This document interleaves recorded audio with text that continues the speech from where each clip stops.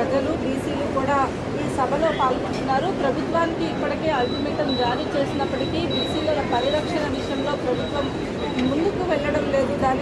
దానికోసమే ఈ దీక్షను చేపడుతున్నారని రామకృష్ణ యాదవ్ చెప్తున్నారు. అయితే ప్రస్తుతం రామచంద్ర యాదవ్ మనతో ఉన్నారు. సార్ చెప్పండి, బీసీల పరిరక్షణ కోసం బీసీవై పార్టీ ఆధ్వర్యంలో చేస్తున్నటువంటి ఈ దీక్షకు ప్రభుత్వం నుంచి ఏదైనా స్పందన వచ్చిందా? ఒకవేళ స్పందన రాకపోతే మీ నెక్స్ట్ స్టెప్ ఎలా ఉండబోతుంది?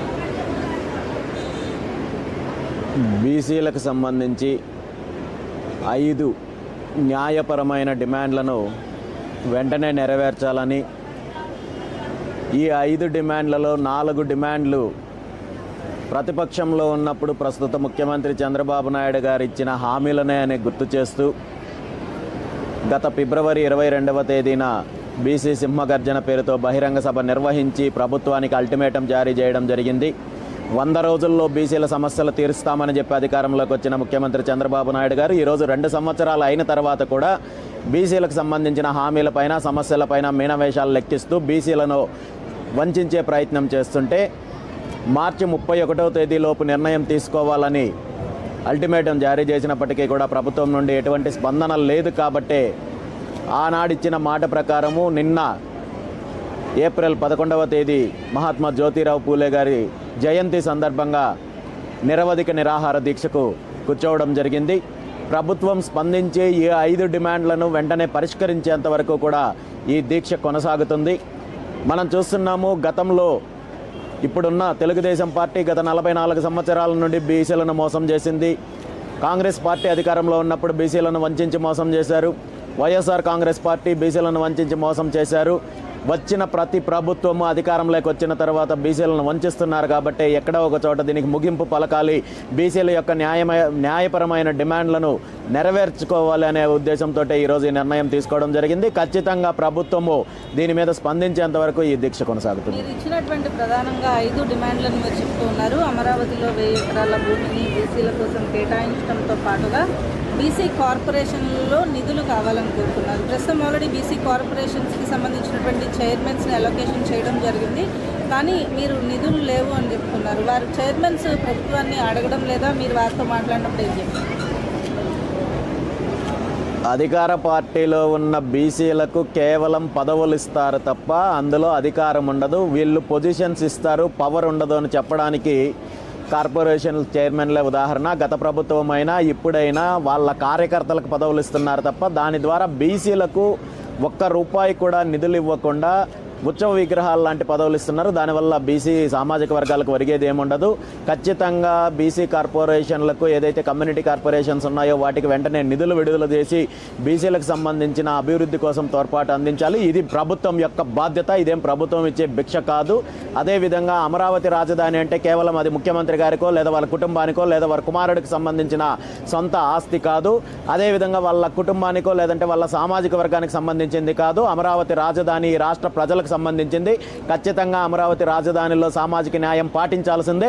అందులో భాగంగా ప్రభుత్వానికి సంబంధించిన ప్రభుత్వ అవసరానికి పరిపాలన అవసరానికి కావాల్సిన నిర్మాణాలు మిగిలిన ఇన్ఫ్రాస్ట్రక్చర్ కాకుండా ప్రైవేటు వ్యక్తులకు ప్రైవేటు కంపెనీలకు మీరు ఈరోజు ఏ విధంగా అయితే మీ బినామీలకు మీకు సంబంధించిన కంపెనీలకు లేదంటే మీ పార్టీలకు సంబంధించిన వాటికి కేటాయిస్తున్నారో అదేవిధంగా ఈ రాష్ట్రంలో 50% పైగా ఉన్న బీసీలకు కనీసము 1000 ఎకరాలు కేటాయించినట్టయితే భవిష్యత్తులో బీసీ భవనాల కోసం కావచ్చు, అదేవిధంగా బీసీ పెట్టుబడిదారుల కోసం కావచ్చు, బీసీ పారిశ్రామికవేత్తలు కావచ్చు, మీరు చెప్తున్న అభివృద్ధిలో భాగస్వామ్యం పంచుకునే హక్కు బీసీలకు ఉంది. కాబట్టి ఆ దిశగా ముఖ్యమంత్రి గారు నిర్ణయం తీసుకోవాలి. ఇది మీ సొంత ఆస్తి కాదు, మీ కుటుంబ ఆస్తి కాదనే విషయాన్ని గమనించి అమరావతి రాజధానిలో సామాజిక న్యాయం చేయాల్సిన బాధ్యత ముఖ్యమంత్రి గారికి ఉంది. అంటే ఇప్పుడు మీరు చెప్తున్న దాని ప్రకారం బీసీలకు అన్యాయం జరుగుతోంది. ఆంధ్రప్రదేశ్ గవర్నమెంట్ ఫామ్ అయ్యాక గత ప్రభుత్వ హయాంలో కూడా జరిగిందని చెప్తూ ఉన్నారు. అలాగే మీరు ఎన్నికలలో పాల్గొన్నారు, అలాగే పార్టిసిపేట్ చేశారు. బీసీల హక్కుల కోసం పోరాడినటువంటి చాలామంది ఇప్పుడు ఏదైతే ప్రభుత్వం ఉందో ఆ ప్రభుత్వంలోనే కొనసాగుతున్న పరిస్థితి. బీసీ హక్కులను బీసీలను అడ్డం పెట్టుకుని నాయకులైన వాళ్ళంతా కూడా ఉన్నారు. మీరు ఎందుకు ఈ స్టాండ్ తీసుకోవాల్సి వచ్చింది? ఈరోజు దురదృష్టకరమైన అంశం ఏంటంటే అధికారంలోకి వచ్చే ప్రతి పార్టీ కూడా బీసీలు మాకు వెన్నెముక అని చెప్పుకుంటూ ఉంటారు. తీరా అధికారంలోకి వచ్చిన తర్వాత బీసీలకు ఇచ్చిన హామీలను నెరవేర్చకపోగా బీసీల యొక్క వెన్నెముక విరిచే ప్రయత్నం చేస్తారు, బీసీలను వంచే ప్రయత్నం చేస్తారు, బీసీలను అనగదొక్కే ప్రయత్నం చేస్తారు. ఆయా పార్టీల్లో అధికారంలో ఉన్న బీసీ నాయకులు, మంత్రులు, ఎమ్మెల్యేలు, ఎంపీలు ఎవరైతే ఉన్నారో వాళ్ళ నాయకులకు భజన చేయడానికి ముందుంటారు తప్ప బీసీలకు ఇచ్చిన హామీలు నెరవేర్చమని ప్రభుత్వాన్ని నిలదీసే పరిస్థితి ఈరోజు లేదంటే ఈ పార్టీలలో బీసీలకు, బీసీ నాయకులకు ఉన్న విలువేంటో, వీళ్ళకున్న అధికారం ఏంటో అర్థమవుతుంది. ఇప్పటికైనా బీసీ నాయకులు ఎవరైతే అధికార పార్టీలో ఉన్న తెలుగుదేశం పార్టీ నాయకులు కావచ్చు, అదేవిధంగా బీసీ ఎమ్మెల్యేలు, ఎంపీలు, మంత్రులు ప్రభుత్వాన్ని నిలదీయాల్సిన అవసరం ఉంది. లేదంటే మీరు చరిత్రహీనులవుతారు. అదేవిధంగా ముఖ్యమంత్రి గారు తను ఇచ్చిన హామీలను గత 20 నెలల కాలం నుండి ఇప్పటి వరకు స్పందించలేదు కాబట్టి ఇప్పటికైనా స్పందించాల్సిన బాధ్యత ముఖ్యమంత్రి గారికి ఉంది. ముఖ్యమంత్రి గారి ద్వారా నెరవేర్చాల్సిన బాధ్యత బీసీ నాయకులకు, మంత్రులకు, ప్రజాప్రతినిధులకు ఉంది. మీరు చేస్తున్నటువంటి దీక్షకు అటు కొంతమంది రాజకీయ నాయకుల నుంచి, రాజకీయ ప్రముఖుల నుంచి కూడా మద్దతు లభిస్తోంది. విజయసాయి రెడ్డి గారు కూడా మీరు చేస్తున్నటువంటి దీక్షకు సంఘీభావం తెలిపారు. ఇంకెవరు తెలిపారు సార్? ఎట్లా అంటే ఎలా చూడాలి? రాజకీయ మద్దతును కూడగట్టుకుంటున్నారా, లేకపోతే దీక్ష ఎంతవరకు? ఈరోజు న్యాయపరమైన డిమాండ్ల కోసం బీసీ ధర్మదీక్ష చేస్తున్న నాకు మాజీ ఎంపీ గౌరవనీయ శ్రీ విజయసాయి రెడ్డి గారు సంపూర్ణ మద్దతు తెలియజేయడం చాలా ఆనందంగా ఉంది. ఆయనకు ప్రత్యేకంగా కృతజ్ఞతలు తెలియజేస్తూ ఖచ్చితంగా ఈరోజు రాష్ట్రంలో ఉన్న అనేక మంది నాయకులు, పెద్దలు పూర్తి స్థాయిలో బీసీ ధర్మదీక్షకు మద్దతు తెలుపుతున్నారు. కేవలం మన రాష్ట్రం నుండినే కాదు, తెలంగాణ నాయకత్వము, అదేవిధంగా తెలంగాణకు సంబంధించిన బీసీ నాయకులు మద్దతు తెలుపుతున్నారు.